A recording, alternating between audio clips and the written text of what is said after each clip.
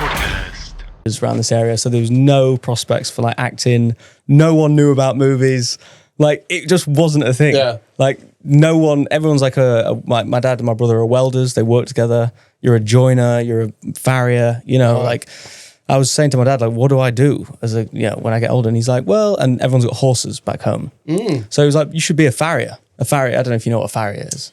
I'm guessing something to do with horses. Literally. Horseman. Here's the horse guy. Yeah. And I think I've got a weird fantasy, yeah. Because I think you just got attracted to the idea of like, that's the way you're going to look, not what you're going to be doing for the rest of your life. I'm just going to stroll in there with my nice apron. Nothing to do with the job at all. Yeah. Nothing else wearing, it's what's that, butler in the buff? Yeah. You're just naked underneath there. You got this leather. Yeah. Damn. Maybe I romanticize how I look. Like how you look in jobs and 100%. Not the actual job. Yeah. God, I suck at like being a real good person. I should have been a. Because I think as a kid, like, I think that's what's appealing, how we think they look. Do you know what? That's fine. Because people like go, oh, I want to be a fireman or a policeman. Because it's like you're in a uniform and it's like you look kind of cool. We like men in a uniform. Yeah, I know. It's combo.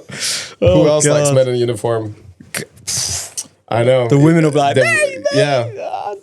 Okay, so my dad said, be a farrier. And I was like, because I kept on saying to him, this is why I love my dad, because he gave me full control. And he started telling me about the process and stuff. And he said it takes 5 years at college to be a farrier. Because you got to learn, you got to basically be like a horse vet. You got to know everything about horses so that you don't like injure it.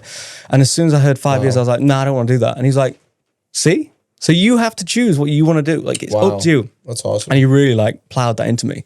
And I'm so grateful because when I found something, I was like excited. I ran home and I was like, I want to be an actor. And he was just like, go for it. He's like, do it. Like, I'm sure you'll figure it out. Like he really believed in me. It was like, if you put your mind to something, you can do it. And I was like, okay. Oh, dude, so that's awesome. So the story is, we've got time, but the long story is when I was 14, I wrote a script on this as well. Very much like Billy Elliot. I was in drama class, and did you feel electricity whenever you put the apron on?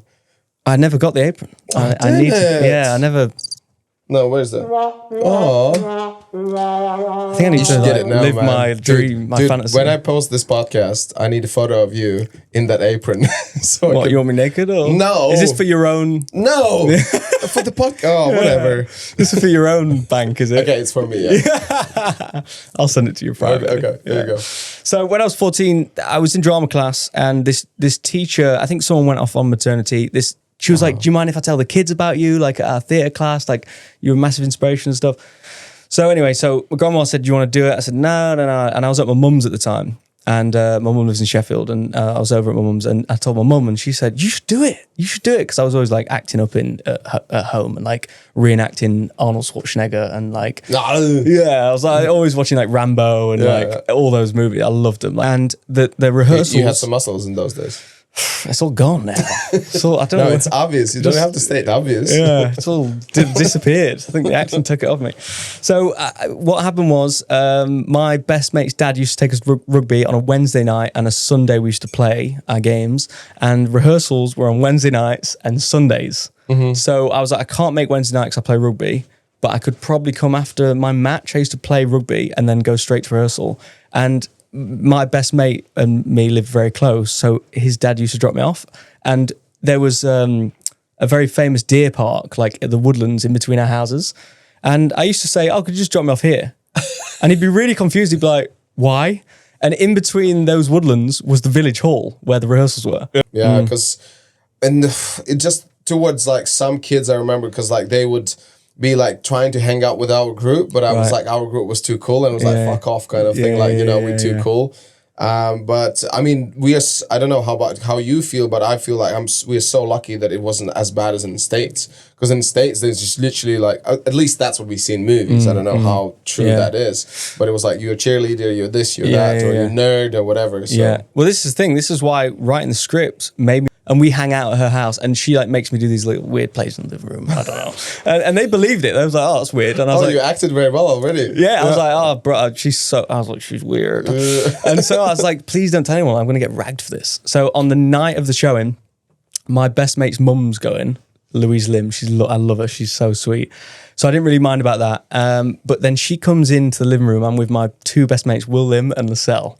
And she goes, Kathy and, let's say Sarah. Kathy and Sarah can't make it tonight. Do you boys want these 2 tickets? And the boys were like, no. And because my best mate's sister was in the play. And I said to her, please, Izzy, don't tell Will. Don't tell Will. Oh, no. And she was like, okay, I won't. And she was like, your sister's in the play, like, come on, like, come watch the play with me. And they were like, no. And she was like, I learned how to juggle in the play. I was like doing a circus theme, loved it.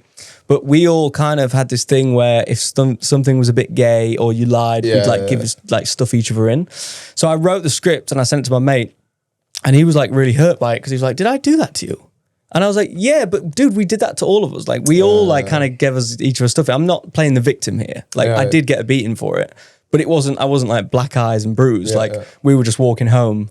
I was on my push bike and they were like, can I have go on the push bike? And I was like, yeah. And then as soon as they got me off the push bike, they got me down into the grass and like started pummeling me a bit and was like, don't ever do that again. And that's gay. Don't ever lie to us again. No. And that's gay. And I was just like, I'll never do that again. And so they asked me to go back the next year. And I was like, I'm never going to do that again, ever. So 14 years old, that means you were grade, what is that, 9? I think I was year 9. Yeah. So I'm not blaming the boys for that because I probably did the same thing. Yeah. And like, that's just the culture of young lads. Yeah. That's fine. But that's what I'm trying to kind of say in the script is like, just trying to take away that stereotype of like, it's okay. And I think the funniest thing is, if I was just brave enough to be like, no, this is what I'm doing, I think everyone would just leave me alone. My perception of what people thought was probably worse than what actually people thought. I think when you're confident enough to be like, I'm just going to do it. I mean, it would really help if you would have a best mate who you would know about it and it would support your side as well. Yeah. But because you felt it's just you alone in this, and like, I probably would do the same thing. Yeah. And I'm still like best mates with that guy still. And so there's nothing like hurtful about that. It was just what we did and it's fine. Because when you just said like you jumped out with the blue and everything. Yeah. So the interesting change there was like I never did it again. Just went straight back to rugby, straight back to what I knew, was trying to fit in, being popular. Not trying, I mean, we were just popular kids, but you know, that was the status and whatever. And then when I was 19, we lived in this tiny little village, and then next door to our village was called Welbeck Estate. And that has these huge walls. It's like Assassin's Creed. Oh, shit. It's beautiful. Like these massive, I mean, they're like 16-foot walls all the way around it, and like mansions there. And like, or is it like Game of Thrones? Kind of, yeah. The wall. The walls, the wall, White Walkers on the other side. Exactly. The White Walkers are my family, just all inbreds. No, they're fine. But oh my God. Yeah, I'm not going to let them listen to this now. Can you cut that? No, that's it. It's staying in. And so the beautiful, beautiful place, like almost royalty lived there. Wait, Taron Egerton, the same one who played the Kingsman. Yeah.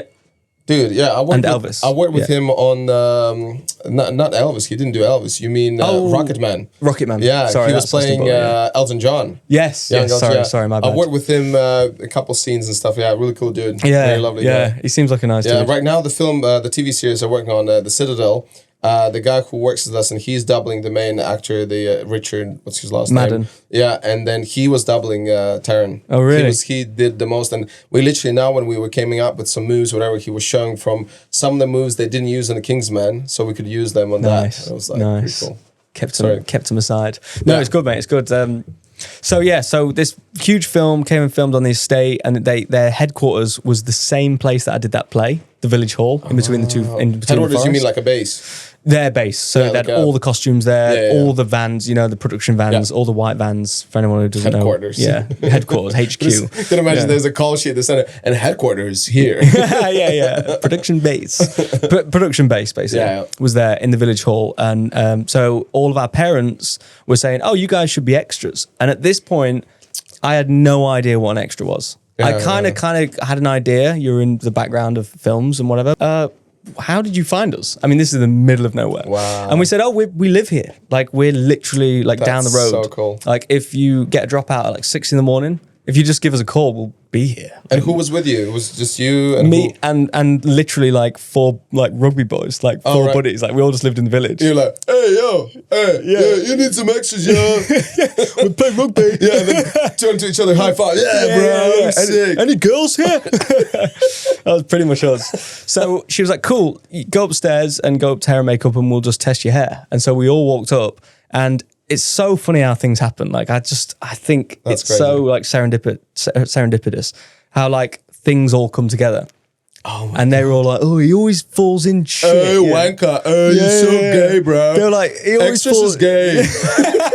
They're like, "He always falls in shit and comes out smelling of roses." Yeah. And we didn't want it anyways. Yeah, I didn't want it anyways, man. This is bullshit. So I stayed, and I was like, "That's cool." And so I stayed, and I did like the whole summer doing this extra. I was like German soldiers and English soldiers and doing loads of extra work. And you got some good money as well, because it's like... Got some money. Dude, like you can finally afford the haircut. Well, they were cutting my hair. And after that haircut, she said, oh, just this is the slip, and then just invoice us £50. And I was like... £15 per day? 50. 50, yeah, £50 a day. Yeah, I was like... How much? For doing what? You cut my hair and I get paid. And she was like, yeah. And I was like... What? And then she was like, you got to go for a costume fitting, like we'll pay you for that too. And I was just like, oh, that was just for the hair, makeup, and then for costume. But then what was the rate for day per day? Dude, it was like 100 something, right? Yeah, 100, maybe 150 quid. No, just like I literally walked in, I had my hair cut within that hour. Got 50 quid. And I got 50 quid and I couldn't afford a haircut. And I was like, what the hell is going on? I was like, this business is epic. And then free haircuts. Free haircuts. I get paid for haircuts. Paid haircuts. Paid haircuts. I was like, what is going on? It was like mind-blowing. And then they fed me. It was like a catering van. I was like, did they pay you for that too? yeah. Like each bean is £1. You know, a tin of baked beans. Oh God. So I was just like, whoa. And so I did this. And then she said at the time, she was like, oh, have you got any more mates who wants to be extras? And another mate of mine called Oliver Ashton. Also couldn't afford a haircut. Also had scraggy hair. So I was like, no, because she like needs to have like longer hair so we can cut it. I was like, yeah, Ollie Ashton's got long hair. And I was like, I called him up, and me and him spent the summer together doing extra work, and we had a blast. Imagine like 2 19-year-olds had no idea about movies, and we're just working on this huge movie set, like and making all that dough across the street from us, like the carrot fields that we used to play in. Because Warwick State used to be an army college, and then they moved to Loughborough. Now it's Loughborough College. Wow. What year was that? Do you remember? So you were 19. So now you are 30. It must have been like... How old do you know? 29 now. You're 29. You're not even 30. Oh yeah, 30 in November. Such a baby. I know. Wow. I need to enjoy it while I can. Crazy. So what year was that then? So that might have been like 2012, 2013, maybe. I can't remember. I'll check if you want me to. I just moved to UK. I moved to UK in 2011. Wow. Really? Yeah, it might have been around that point. I can't remember when I went to uni, but I just remember being at uni and I did a short film, and it's the first IMDb credit, and it's 2014. Yeah. So it must have been the summer before that, like 2013 maybe. So we did that, and me and my mate Ollie were just like having a blast. Like we'd stay at mine, we'd be up all night, like going out partying, then we'd wake up, go to set at like 6 a.m. There'd be scenes where we were like army soldiers, like dead, so we'd just fall asleep. And then we wake up and it's lunch and we got paid and we're like, this is sick. Trust me, where's the stunt guys done that a lot of times? Yeah. Imagine getting stunt rate and you're just lying there. And sometimes we're like bandaged up, like all over our head and like an eye there. So we're just falling asleep in these like beds. How could it be so much fun at that age to do that, man? So like, that's crazy. We used to play in the army college and all the went on all the kind of the combat kind of equipment that they had at the army college and all the fields and everything. Like now it was like a World War I kind of set as far as you could see with the eye. Mm-hmm. So I'm going on this in full costume, hundreds of extras, loads of film crew, World War I trucks, you know, like kind of medical huts. You have to send me some photos from that. You must have some, right? No, I don't think I do. Oh, dude. I mean, I could show you the film, but I don't think I even took a phone on set because I was like this. Okay. What is going on? This is crazy. I was just so, you know, when you're blown away. Yeah. And you see like Kit Harington, Alicia Vikander and all this sort of stuff. And the cameras and stuff. So what sports science, see if I actually want to do it. So many people like ditch their whole lives and do something. They're like, oh, I don't like it. So I was like, I'm just going to, on the side, I'm going to discover if I can do this, if I want to do it. Because I had no idea how to get into it. I had no like one to call. So do one thing and then on the side discover whether you can do the thing that you were actually very passionate about. All these things. But it's so like, if she would, was she condescending and kind of like, oh, whatever? No, she was just like, I think she was laughing because she was like, this kid is so new. I've got to kind of tell him exactly how. But that's the thing, like, you're so young. Obviously, your life is all ahead of you. So she should just be, you totally should. Like, you need to do this and this and this and this. Yeah, I think it's because I had no idea and I was on set. I was like, I don't know what I'm doing here. Like, what do you do to do this? So I took a year at sports science doing that, but I was constantly trying to figure it out and I had no idea. So I was asking loads of people. And then I carried on doing extra work.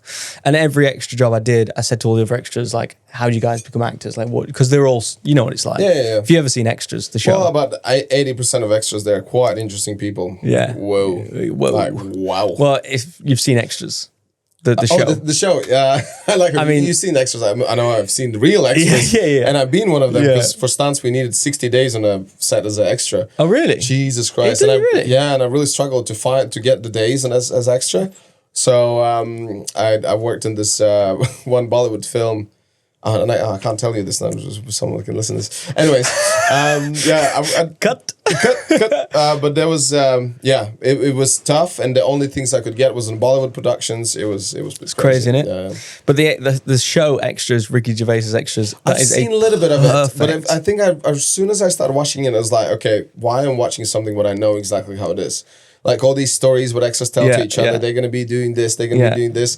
I think my favorite thing about extras is when, like, extra people who do this job, they would go and they would like, oh, they saw half of my face in this one shot. I should get like extra pay for it. Or I should get like adjustment. But that's why the show is good, because it's so funny, because you just feel like you can relate to it. Yeah. And like all the extras are competing about like who had a line on what. They're like, oh, I had a line with Natalie Portman. Yeah. And everyone's like, no. How did you do that? And I remember like with me and Ollie, I mean, it's so mad. It's literally like lining cattle up to like kill them. Like we lined up like all the extras, like loads of German extras on Testament of Youth. And me and my mate Oliver Ashton, I wanted to be an actor and he wasn't that bothered. Yeah.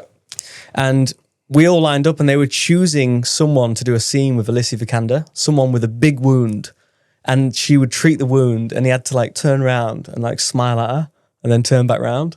And he got chosen. And I was so jealous. Oh, no. And everyone was so jealous. I was like, he doesn't even want to be an actor. And he's still like, I get to do a scene with Alicia Vikander. He's not even good. Yeah, he's not even good, man. Come on, man. I want to be an actor, bullshit. man. Yeah, I want to do that part. It's like no lines, like literally doesn't matter. And he got to do it. He was in the makeup trailer for like 3 hours getting this massive wound on his back. And then he got down to the scene and we were still in all those beds, like in the medical bay beds. And he got chosen to do this part. And he couldn't hear the director because his like ear was on the pillow. And the director's like screaming direction at him.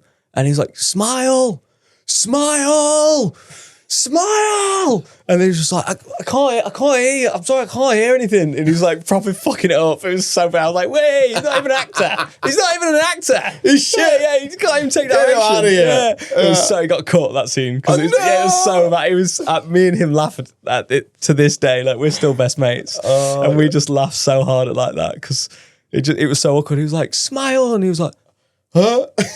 And then like back down. It was like the worst. Oh, it was so funny. But yeah, so that's kind of how I got into it. And then I went full bore like after a year. Again, I'd already signed on to the next year of digs. So I'd already like paid the next lot of digs in the year 2. Mm-hmm. And by that time, I'd discovered that, you might need to go to drama school. And then I realized that you only get 4 years of funding from the government. Yeah. And I'd used 2 years of my funding for my course. So I only had 2 years left. Stuff. Yeah. So if I left and went to drama school, which unlikely you get in because you have to pay £80 per audition for each drama school. So you have to audition for all of them. And it might be $1,000 to audition for them all. If you actually do get in, then I'd have to fund the 3rd year. And like, we're all working class. Like, how much was it? I think it was like, wow, what is it now? Like $9,000. That's grand. What I know. Oh, 9 grand. Per year, yeah. Maybe 10, 11 grand. Yeah. And then you digs, and it was, if I got into one in London, that'd be like paying for London. Whilst my dad was just like, dude, we can't afford this. Yeah. He was like, if you want to go, you got to figure it out. What about loans? Well, it was student loans. I'm 19 years old. I didn't think about that, did I? I'm stupid. Yeah, I was like, I have cash. Dude, I play rugby. What are you talking about? I don't know math. Oh, God. Yeah, student loans. I mean, that's what I'm talking about. Yeah. It cuts you off after 4 years. So you can't. They only fund you for 4 years. Yeah. So you get when I thought you said funding, like they actually can give you like that's fully paid, like a budget. when you get in the budget. Like that's Right. at least what we had the system in Latvia. So it was like if you are high enough as you if you're getting in university when you do your exams, so if you're they have like sometimes 50, sometimes 100 budget spots, so that you don't have to pay anything. Oh wow. Yeah. And so like when I was getting in, like in studying business in Latvia, it was super in demand. So there was like 500 people tried to get this one, like they only like 50 spots. So there was a huge competition, whatever. But those who get in, but Latvia was so cheap. We paid like £250 a year or something. Wow. Like, we were really cheap. When you said loans, I thought you meant like a bank loan. Which was like non-percentage thing. So basically, if you take the loan, so they would never increase the percentage, and you can pay it in 10 years, something like that. Oh, so I would assume you guys would have. To my knowledge, this might have changed, and this might not have even been true when I was there. I just heard about this. You only get 4 years of funding loans, 4 years worth of loans from the government. So they'll give you 4 years loan, so you get to fail 1 year. So if you've got a 3-year BH honours, BH honours, is that what you call it? BS honours? You're asking me? I didn't get mine. Look at us, two dumbos. Hey, BS honours.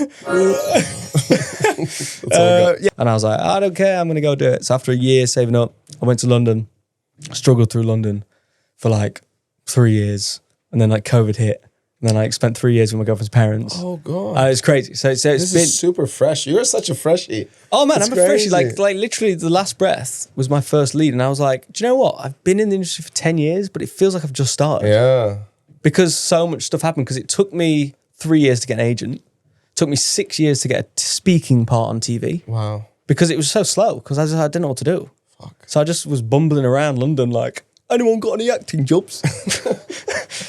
Anyone hire a Northern lad?